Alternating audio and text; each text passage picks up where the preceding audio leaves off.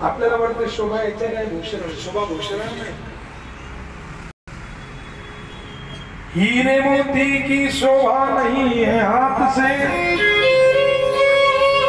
मुख वो है जो हरिनाम वंदन किया।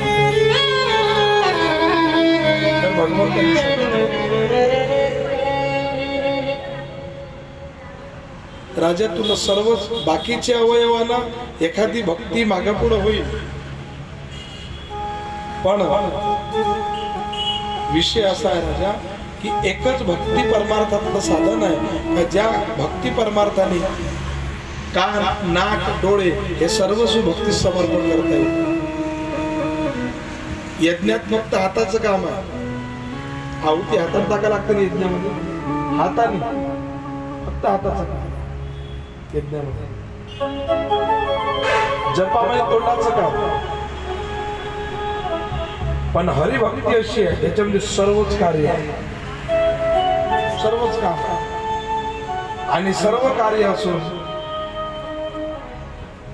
भगवंत म्हणते जिव्हा रसाकडे ओढी, प्रज्ञा पाषाणा लागी तोडी, विश्रांती ते सुखाची गोडी, काचा करी अनंता वेद अनंत बोलला, अर्थही तुकाची साधी, विठोबाची शरण जाग।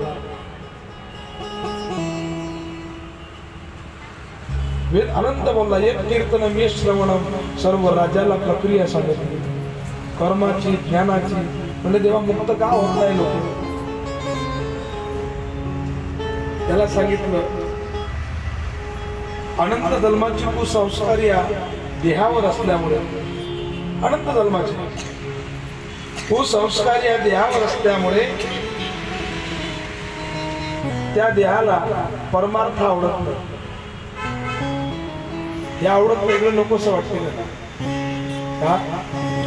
त्याला माहित आहे जरी मी इथं बसलो तर या ठिकाणी माणूस संपत असतो, सुरुवात नसते। माशी पाहिली काय तुम्ही?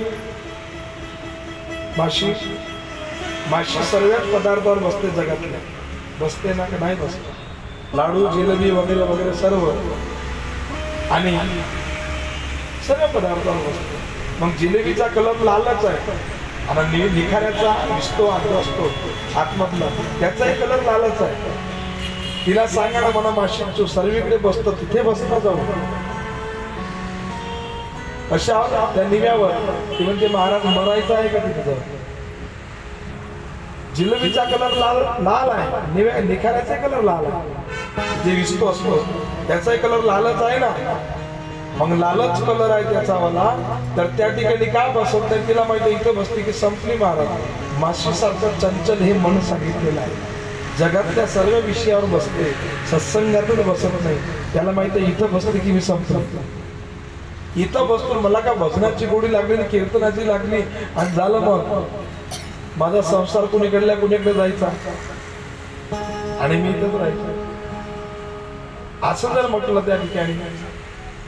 म्हणून ते मन जगातल्या सर्व पदार्थाकडे बसते, पण या सत्संगातच बसत नाही, त्या माशी सारखं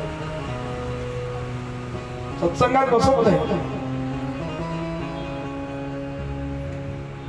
आता जयाची जाण चाहिवी वर्ण कर्म, जे प्रकृतीचे आमदम कुणी मी अभिचारी। तर आता चारी गुणाचे वर्ण, चारही गुणाचे वर्ण, पुरुषस्य मुखम ब्रह्मा, क्षत्रस्य भाव, ऊर्ध्वो वैश्वो जगतो, ताभ्याम शूद्रो में जायते।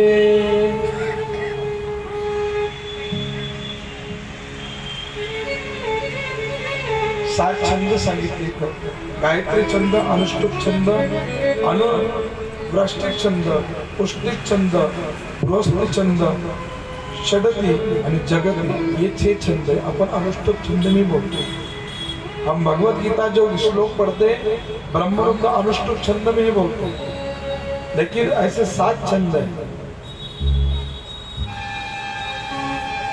जे 7 छंद